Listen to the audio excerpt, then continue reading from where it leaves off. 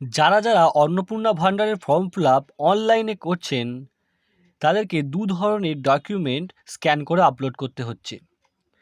Both side scan করে আপনাকে upload করতে হবে ঠিক এইভাবে। তো আপনি ফোনের মাধ্যমে কিভাবে এরকম বোথ সাইড স্ক্যান করবেন আপনাকে দেখিয়ে দিচ্ছি। খুব সহজেই ফোনের মাধ্যমে এটি হয়ে যাবে।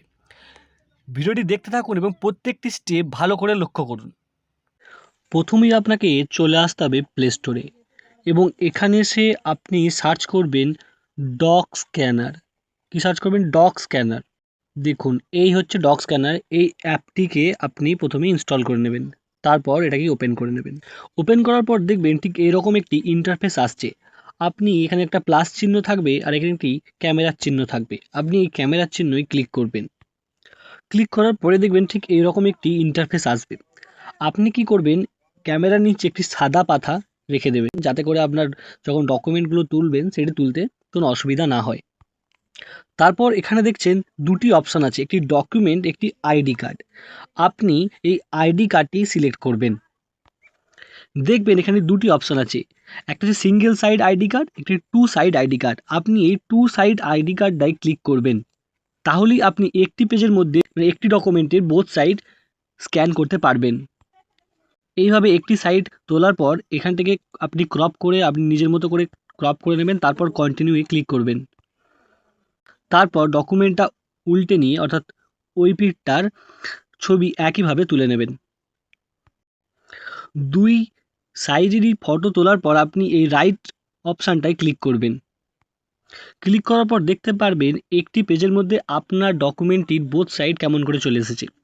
এরপর আপনারা ম্যানুয়ালি অর্থাৎ একটি ডকুমেন্টের উপর ক্লিক করে সেটিকে সাজাতে পারবেন, অথবা এই টেমপ্লেট অপশানটিতে ক্লিক করে আপনি দেখছেন এখানে 2:1 এই যে অপশানটা আছে এটি ক্লিক করে দেবেন। বেশিরভাগ ক্ষেত্রে যেমন আপনার ভোটার কার্ড বা আধার কার্ডের ক্ষেত্রে এই অপশানটায় ক্লিক করবেন 2:1।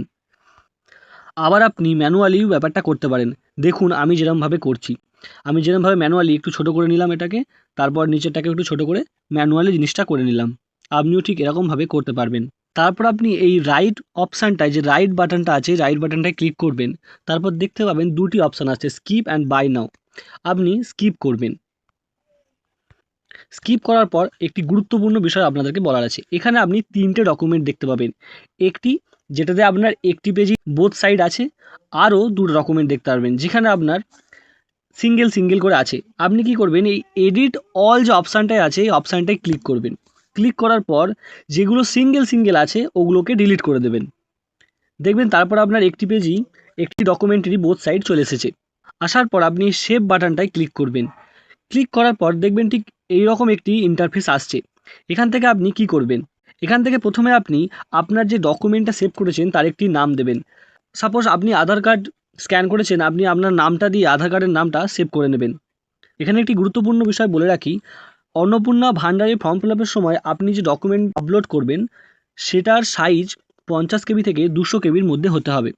তাই আপনি এখানে যদি দেখেন যে আপনার কোনো ডকুমেন্ট 200 কেবির বেশি হয়ে গেছে, তাহলে আপনি কি করবেন? তাহলে আপনি এই যে কম্প্রেস নাও অপশানটা আছে এখানে ক্লিক করবেন।